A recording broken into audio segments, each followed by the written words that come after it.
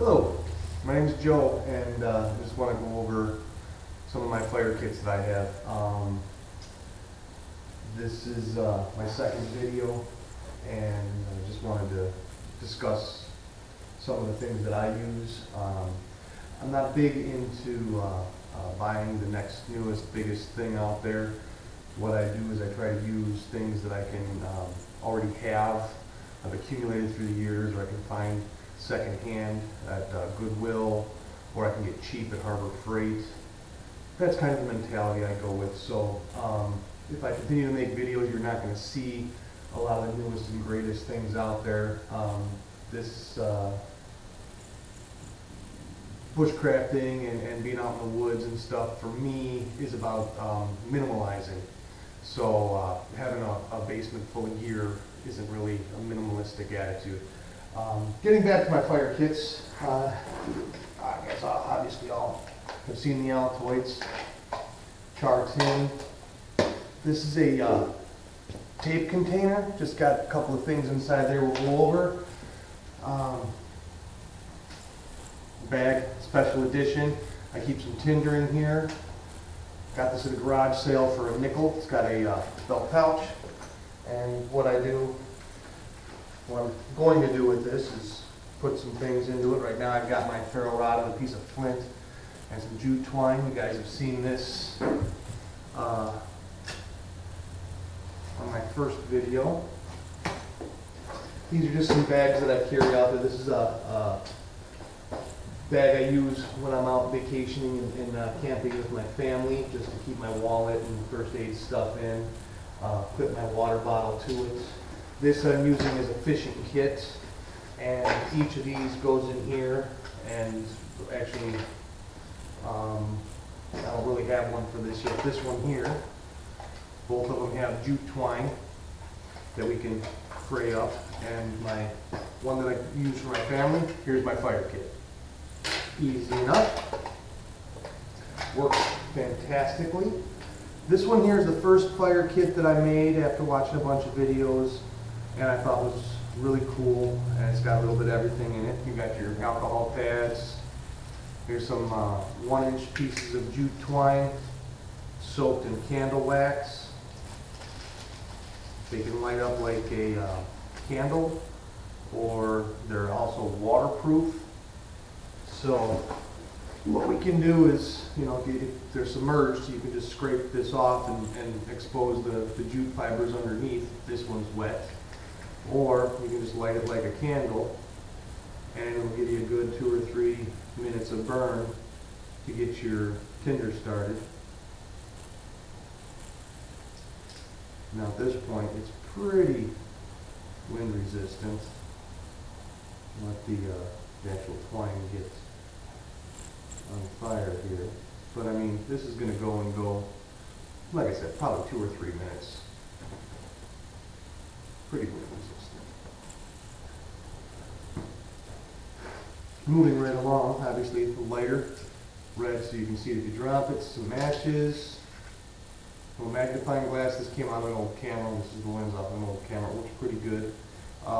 Any type of charred material works good, even if you just take a chunk of charcoal from your last fire, from your fire pit in your yard or whatever, throw it in one of these, it's going to work. Got here dryer lint with Vaseline. And just a little chunk of this and a spark is going to go a long way. So again, this is probably pretty waterproof. At the bottom here, I've got a little birthday candle, a couple of stick matches, and some paper in case you don't have any tinder. So that was my first kit. I think I'm going to give that to my son, who likes to play with fire. He's already got his own ferro rod, but being 9, he doesn't have the dexterity and fine motor skills built up on that just yet. So I'm hesitant to give him that because I want him to build those motor skills. So that's just kind of kicking around. Obviously my char container, I've got char cloth inside here again. You can use any charred material, bark. What I've been doing is using my magnifying glass. This goes in my pack. with just a hunk of charcoal that I'll bring with me, and it creates a wonderful little ember right there. You blow it, and it's just going to keep getting bigger and bigger, and you stick it in a little pile of wood shavings or curls. I prefer to use curls off of a soft stick. I live in the north, in the Chicagoland area. There's not a lot of woods up here, so the areas we can go hiking. Forest preserves, they don't let us do fires, so you really have to find a place to get lost in. There are a couple of places that I do go that are near here, and they like, you know, there's a couple places where I can go and get away. It's not, but it's not like I live in you know, backwoods Alabama or anything where I can just do anything I want anywhere I want. Okay, so I've showed you this one. This probably going to go in conjunction with my fishing kit. I might put it on there, or I might just put it on my belt with my my Gerber tool. Usually my Gerber tool is always on my belt, and I have a pocket knife, which is in the kitchen right now, but it's just a Swiss Army Tinker knife, so I have 2 blades on me at all times, at least one if I forget that one at home. More tinder. I've got jute twine. Again, this is just regular garden twine that I used in my garden. There's some pine bushes along my property line. That's a nice little hunk.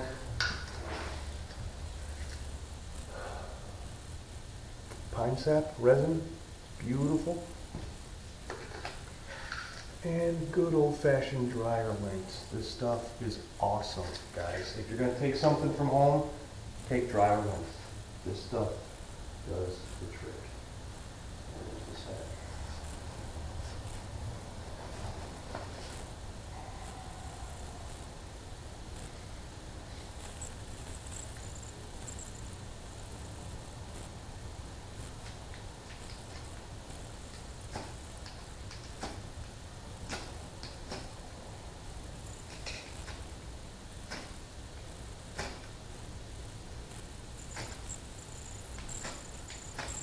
There it is.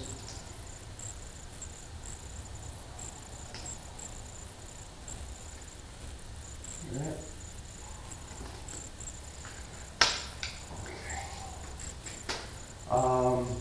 Tinder bag.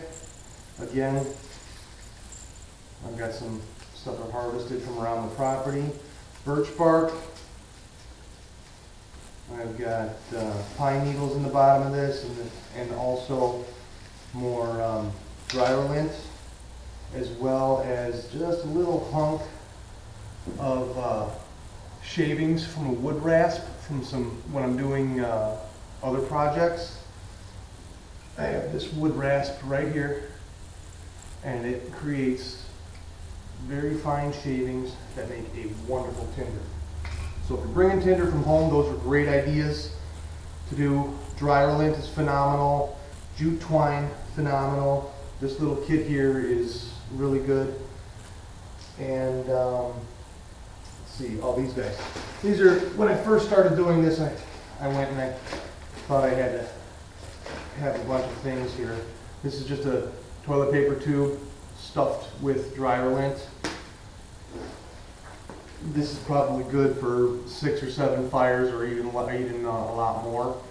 I've got a lot of paper in here for tinder, cereal boxes and the like, as well as a little hunk of candle, which is a really good idea to have, especially on a day like today where it's really windy.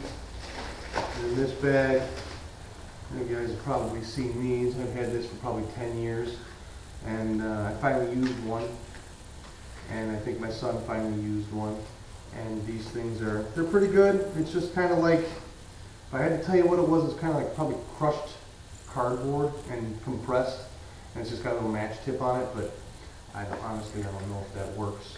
From striking it on the back, I always just use a lighter to light it, and it'll hold a flame, it'll get your fire going. But like I said, I've had this for 10 years, and I really haven't used it. And then this is just more natural tinder, so I've collected little hunks of fat wood in here that I've harvested, as well as cattail and pine cones and the like. Just natural tinders when you're out walking around, put in your sack. This is a really good thing to have. Drawstring, throw in your bag, tie to your belts. But like I said, I kind of follow a minimalistic attitude when I'm out in the woods. So what I really would probably do is, other than a Bic lighter, I would take my magnifying glass, ferrule rod, something to strike it with, and some tinder like jute twine, or I would just find something in the area like a willow tree to shave down something really soft. We've got willow trees, we've got aspen. We don't have cedar up here. In this area, we're really kind of a maple district as far as wood. And that's a nice hard wood. It's great for keeping a fire going as far as sustainability. But soft woods, they're harder to come by. But you know, when you're out there, you find stuff. You know, and that's about it, guys. This is my fire kit, and I hope you enjoyed the video. Again, my name is Joe, and I'll see you on the next one. Thanks.